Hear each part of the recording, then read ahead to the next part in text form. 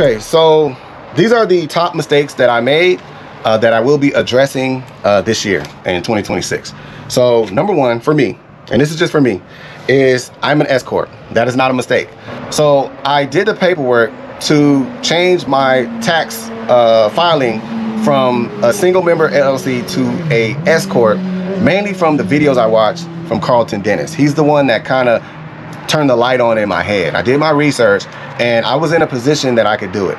So I'm not going to go in detail of it right now, like all the details of why, but mainly there's a certain amount of money that you need to be making consistently, and you need to have the ability to follow the S Corp rules, right? There's a certain way that you have to pay yourself and do things as an S Corp. It's different. It's not the same.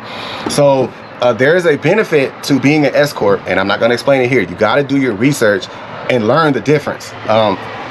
I save way more in taxes as an S Corp. That was one of the main reasons. So anyway, not going to go into detail of it, but one of the mistakes was payroll. So as an S Corp, you are required by the IRS to have a payroll. And payroll means that just like a W-2. So I have my business, I'm the owner, but I'm also the employee, and I have to pay myself. And you pay yourself through payroll, withholding the correct taxes, okay? Not gonna go into detail. I'm gonna do a different video on it because I don't want to spend a lot of time on this.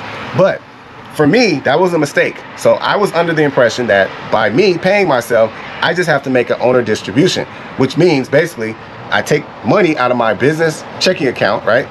Say $1,200, and I transfer it to my personal account. That's gonna be called a owner distribution, where I'm paying myself. I do that once a week, okay? I thought that that's fine. Apparently, no, you're supposed to pay yourself through payroll, a payroll software, just like a W-2. So like a W-2 payment, that's what legally you're supposed to pay yourself through a payroll software, and then you can still take owner distributions, which is not taxable. So you pay yourself, let's say I pay myself $1,200, but let's say during that same week, I need an extra $300, you know, because there's something I need to buy. I can pay myself an additional $300 by doing an owner distribution. It's not part of the payroll. I just transferred the money, and that is non-taxable. I'm just eating from my profits. You can do that as an S Corp. So basically, you can pay yourself as many times as you want to, but you have to pay yourself consistently, just like a W-2. So whether you pay yourself once a week or bi-weekly or once a month, you can even pay yourself once a year. It has to be a payment. It has to match what people, like a W-2 job in your market, like a delivery driver that does the same work you do, you have to pay yourself consistently the same as what that person would make. So basically, for an example, most delivery drivers in my market make between $15 to $20 an hour. That's kind of like the average. So if you pay yourself $18 an hour, right, then you would be in compliance. You can't pay yourself $7 an hour because that's not consistent with the actual pay that people make in your market. So as an S Corp, you have to pay yourself a reasonable salary that is consistent with the actual market. So if a delivery driver makes about $30,000 a year in your market, like average, then you need to pay yourself a minimum of $30,000 a year. Now, the loophole is profits, right? There's a certain amount of money that you need to profit before that triggers the IRS to say, hey, you're not doing payroll. So you're not required, I'm not required to do payroll because my profits are not high enough. So that is important to know. And I did not know that. And so thankfully, I did have a meeting with my, I'm sorry, I'm getting some orders right now. So I had a meeting with my accountant and he helped clear that up for me. So I am in compliance only because my profits is not high enough. It's based on your profits. So I'll talk more about that. I have to do a video just on that. So that was a mistake though. I was under the impression that doing owner distribution by itself was good enough. No, payroll. Payroll, and you must pay yourself a reasonable salary. Okay? Whether it's weekly, bi-weekly, monthly, or even yearly, just has to be a reasonable salary, and you have to pay yourself through payroll, a payroll software, which costs. That's another expense. The other thing is bookkeeping, okay? As an S Corp, bookkeeping needs to be on point. And I am very organized. I think I did very well the last 2 years of tracking everything. I use Gridwise. I use an Excel spreadsheet, so I do keep my own records. And I also use 1-800 accounting. I use their software. my bank account is linked to their software, so it tracks all my business expenses and payments and all that stuff. But it does miss a few things. There are certain things that I have paid for, which is another mistake, and I'm probably jumping ahead of myself, but tracking your expenses, right? You want to pay for your expenses with your business card, right? Well, there's times that I use my A to B card. I told you guys I have a gas card, and I use that gas card to pay for gas. Well, the software is not picking those transactions up because that card is not linked to my account. My business account is linked to it. So anyways, long story short, you can still track it. What I would need to do is transfer, let's say if I put $100 on that gas card, I need to do an owner distribution of $100 and mark that as gas going to A to B card. So that way the software will pick it up and know, okay, he just put $100 on his gas card. So those transactions are not going to show, right? I'm going to get gas until I spend all that $100, but I still have it documented that $100 went to that card for gas. So anyway, hope you guys understand that. I don't want to confuse you. So I got to tighten up my bookkeeping, and I'm going to do a video just on that. I'm going to show you the changes that I made to my bookkeeping and why it has to be on point. It absolutely has to be on point. I did not include my wife's expenses. So my wife drives our personal vehicle. She drives our minivan. That's not a work vehicle. She uses it for personal and work. The only work that she does is she does occasionally gig apps, right? Like food orders and stuff like that. But she mostly uses it for my route. She does my route 2 days a week, my dealer's route. And I was not documenting her expenses. So does she get gas? Yes. Does all the gas that she gets go toward work? No, mostly personal. So you have to find a percentage. You have to find the percentage that, you know, she uses the vehicle for personal / business. So the number for us that we came up with is 40%. So 40% of the use of that vehicle is for business. And that's compared to how much she drives it for personal use. So 40%. So my new plan is when she gets gas, right? 40% of whatever she spent is going to be documented as a business expense. So anyways, again, I have to explain this stuff on a different video. Hopefully you guys understand, but I was not including her expenses. So that was a mistake. I have an accountant. I pay about $2,900 a year to have a personal accountant, and they do my taxes. They do my personal and business taxes for me. Okay, I have an accountant that I can literally schedule a meeting with anytime. You just pick the date and a time that they have availability, and you can ask them any questions. You need to take advantage of that. I probably met with my accountant 2 times a year. At least 4 times a year, every quarter, you need to meet with your accountant, have them look over your stuff and make sure that, you know, everything's up to date, you don't owe no taxes, all that stuff. That's very important. If you have questions, you can ask them. I need to take advantage of that. I'm very comfortable where I'm at right now. I feel like I know a lot. I know how to handle the business and, you know, document everything, but I'm still learning. And if I'm gonna pay $2,900 a year, you need to use that service. So that's one mistake I made. I will be making more appointments. Even if I don't have a question, just make the appointment and let them look over your stuff. Let them check your numbers and make sure everything's good. So that's a mistake I made. I wasn't doing enough meetings. The software that I use is supposed to track all your transactions. It will kick you offline. Sometimes it'll kick you offline and you have to relink your bank account probably like every 2 or 3 months. I was not aware of that because I didn't check it. I didn't check it enough, and I was missing a lot of transactions. And you have to go in and like kind of manually automate. Well, it is automated, but there's transactions that it missed. And that's why I don't rely on technology. I don't rely on it. I told you guys, don't rely on it. Do a paper log of everything. Keep track of everything yourself. That's just a tool. It's a tool to help me to make sure things are matching up. But I don't rely on that when I do my taxes. I rely on my Excel spreadsheet. That's what I submit. So that's very important. One of the mistakes I made, I didn't check it enough. So when it was not linked, it was like a month and a half that it kicked me off and it wasn't tracking my transactions. So that's just something to think about. I will keep an eye on that. I'll be checking it more often. One of the biggest mistakes was I did not track cash payments. So a lot of people will say, well, you don't really have to because, you know, cash don't really have a paper trail. And, you know, the IRS, they already take enough money from you and all this and that. I get it. And I totally understand how you can definitely do jobs, you can get cash, and it stays under the radar. Absolutely not. When you're running a professional business, and you're an S Corp and you got your vehicle in your business name and you're very serious about the business, you need to do the right thing. You need to track your cash payments. And I have a video for you guys of why that's important. I have so much content to share with you guys, I just can't keep up. But I'm gonna tell you exactly why it's important to track the cash payments. So anyways, that was something I was not doing. If I got Venmo or Cash App or something like that, I would track it. I would put it in my Excel spreadsheet. But when a customer would pay me cash, that money would go straight in my pocket, and I was not documenting it. So that is a mistake. I didn't do a lot of cash payments. It's not a huge number, but you don't want to do that. You don't get in the habit of doing that. Even tips. I'm tracking tips now. So that's a mistake. That was a mistake I made, and I'm just sharing that with you guys. And when I show you guys my new bookkeeping process, you'll see what I'm talking about. I track cash as well as tips. All right, so just to end the video, I wasn't planning on this video being that long, but it's a lot of information. I'm gonna end with this. My goals. I always set goals every year. Every year you should be setting goals. You should have a little book and you should write down your goals, what you want to accomplish this year. So these are my goals. I want to share these with you. Normally I don't share my goals, but I want to share it with you guys because I'm not going to be embarrassed if I don't reach a goal.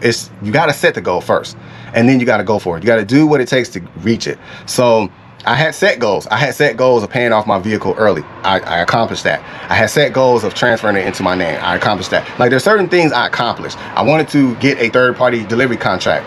That's goals that I set previously. I set that the first year. I didn't get it, but the second year I got it. So like, these are things that, you know, is very important. Number one is investments. So I told you guys that I have investment ideas. And I told you that you have to approach this business as an independent contractor. You need to be entrepreneur minded. I cannot rely on the gig apps. I cannot rely on direct bookings. I can't rely on my health. Anything could happen. I could get injured. How am I gonna make money? If I break my leg, how am I gonna make money?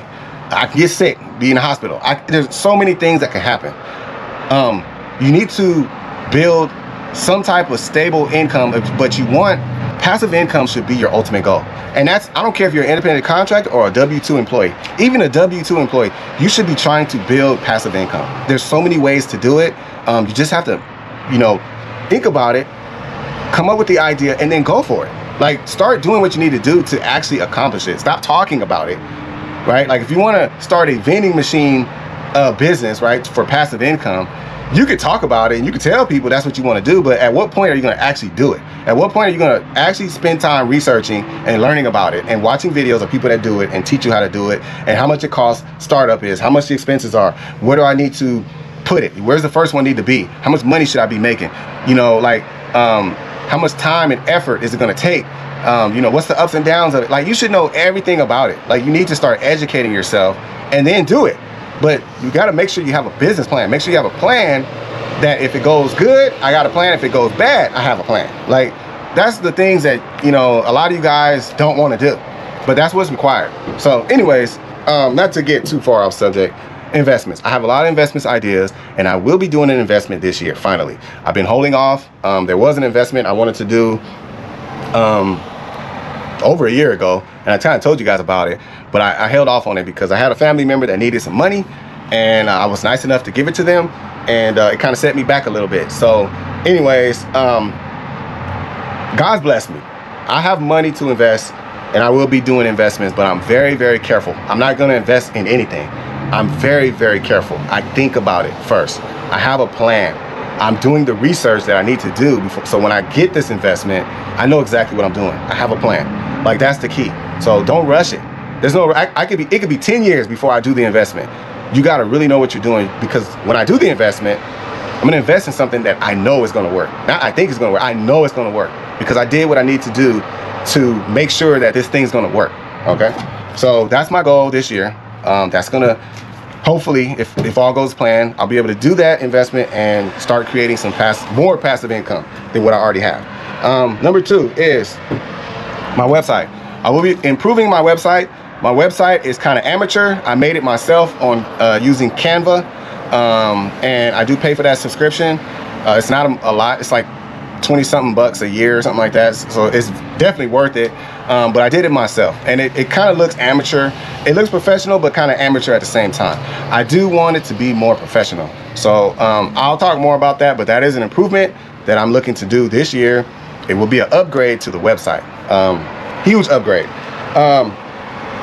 This is personal. So I'm mixing business with personal. This is a personal goal that I have, but I'm not embarrassed of it because I know there's hundreds of thousands of people just like me. Okay, I'm in my early 40s and I do not have a living trust.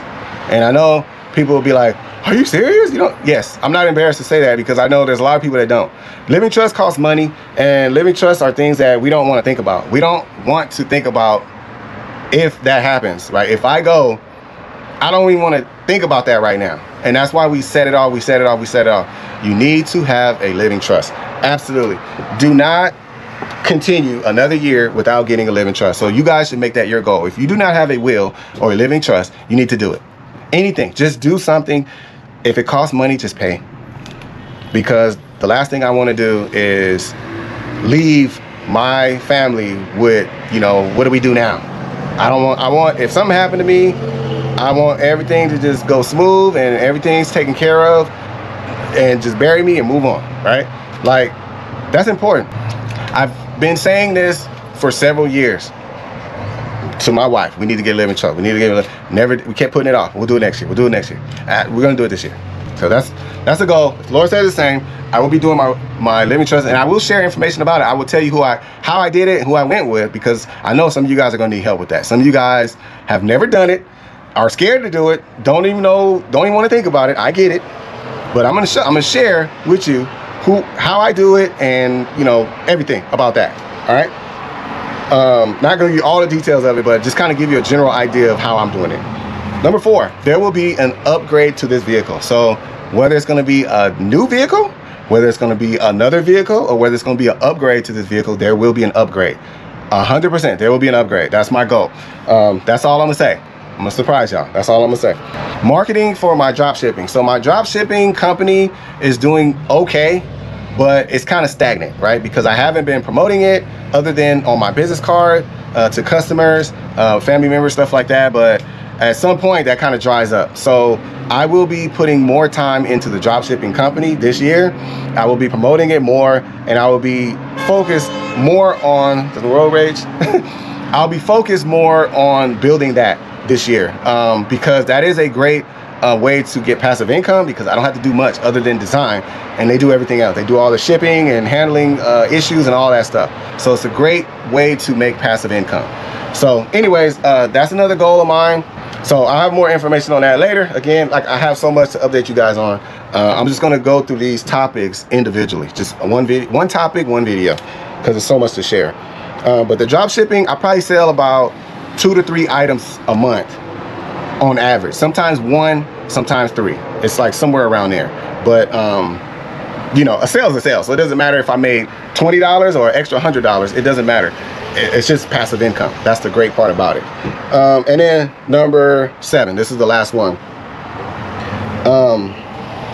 And this is something I think I've already been doing, but I'm really gonna focus on it more, is be an inspiration, not just to you, to everyone around me, and to be edifying to you all.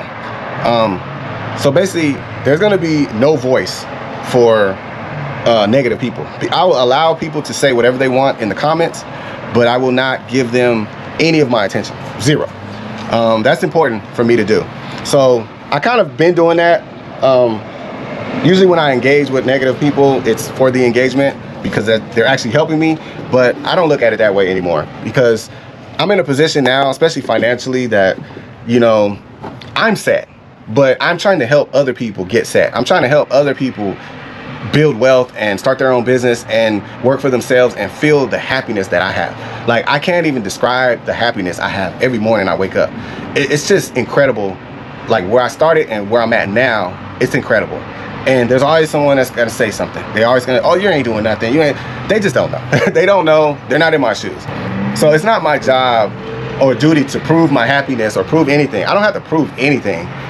I'm just sharing real life information. Like, I believe that this is the best content, where someone is actually sharing real life information. You can't, like, there's no better person to learn from, especially when you're in the same field. You're trying to do the same thing they're doing. So anyways, I'm gonna be very inspirational this year. I'm gonna really focus on that, is that, you know, my mental state when I'm making videos, I'm gonna be thinking about the people that take this serious. I'm not thinking about negative people. I'm not thinking about people that tried this and didn't work, or they sitting behind their desk watching my videos on their W-2 job and they're mad and upset because they're jealous of me and they got to say stuff. I'm not going to give them any attention. And, you know, I know for a fact that people that are successful, at least people I know that are successful, especially in my field, doing what I'm doing, and they watch content like mine, I've never had negative comments from people like that. It just doesn't make sense. It doesn't make sense. Most of the comments that I get that are really negative, or, you know, kind of like personal attack on me, are typically from people that's not doing this. They're not even doing this, or they are doing it and they're frustrated, and they just can't believe that I can be happy. They can't believe that I could be successful at what I'm doing. You know, I'm lying to the people and I'm sharing false information. And I can't. I'm just not gonna deal with it. I don't have time. Like, I have to leave them behind. You know, you can only help somebody so much. So at some point, I just gotta let them go. And I'm just focused on people that are serious, people that really want to learn, from my experience, and they believe what I'm telling you. I'm not lying to you. I'm telling you the truth. I'm giving you real information. Like, this is my real life. And people that know me, they know. They see me. I run into people all the time. And you're gonna see me. I'm always out here, and they're gonna see me. You're gonna run into me. But I'm not making it up. Like this, they're gonna see this in my van. It's not, I didn't make this up. I didn't borrow this from a friend just to make a video. Like, everything I'm doing, is this van really paid off? Yes, it's in my business name. Like, all this, the information I give you is legit. So I'm gonna focus on being an inspiration and be edifying. No negative talk at all.